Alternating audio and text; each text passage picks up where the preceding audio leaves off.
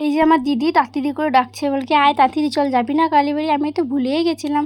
জল ভরে আসলাম, এসে বাড়িতে একটু বসেছিলাম কারণ প্রচণ্ড গরম লাগছিল।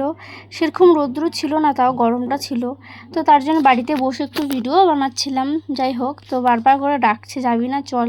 তো এই যে টোটো করে চলে গেলাম কালীবাড়ির উদ্দেশ্যে।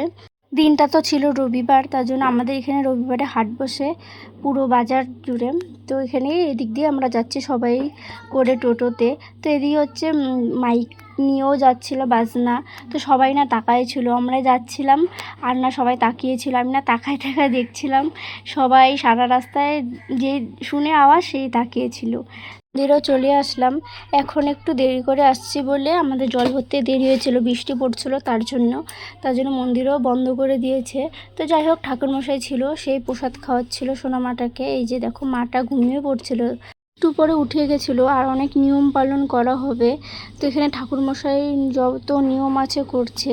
আর মাটার দাদু হচ্ছে খাওয়াবে, তারপরে ঠাকুরমশাইও মুখ আইঠা করবে। তো এদিকে হচ্ছে সব প্রসাদ টোসাদ আনা হয়েছে, এদিকে সবাই ভিডিও করছে, আমিও ভিডিও করছি, ফটো তুলছি, কারণ এই স্মৃতিটা সারা জীবন থাকবে, তাই না? তো দিনটা তো চলে যাবে। তো যাই হোক, সব কিছু করার পরে আমরা চলে আসলাম আবার বাড়ির উদ্দেশ্যে, না আর একটা মন্দিরে যাব, কৃষ্ণ মন্দির। তো রাধাকৃষ্ণ মন্দির এখানেও চলে আসলাম, এখানে একটু প্রণাম সনাম করে নেবে। মন্দিরটা দুপুরবেলা টাইমটাও বন্ধ থাকে, তো তার জন্য বন্ধই ছিল। যাই হোক, প্রণাম দর্শন করে আমরা আবার যাব বাড়ির উদ্দেশ্যে। তারপরে তো প্রচণ্ড খিদা পেয়েছিল, খাওয়া দাওয়া হবে। তো এদিকে দেখো সবাই আসছে, এখানে নামছে। তো আমরা এতগুলো টোটো করে গিয়েছিলাম, এই যে দেখো সবাই টোটোর মধ্যেও বসে আছে, এখন যাব।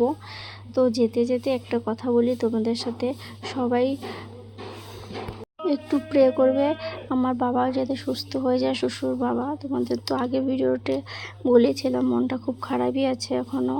তো যাই হোক, ওরা কলকাতা চলে গেছে, ডাক্তার দেখাচ্ছে আজকে। তার এদিকে দেখো সোনামাটার সাথে আমি একটু খেলছিলাম। তো তারপরে হচ্ছে খাওয়া দাওয়া করবো একটু পরে, প্রচণ্ড খিদে পেয়ে গেছিলো। তো অনেকটা টাইম হয়েছিল, সকালে একবার খাওয়া হয়েছিল, তারপরে যখন রাত্রের বেলা সেরকম ভিডিও করতে পারিনি, কতখানি ভিডিও করছি সেটাই তোমাদের সাথে শেয়ার করছি।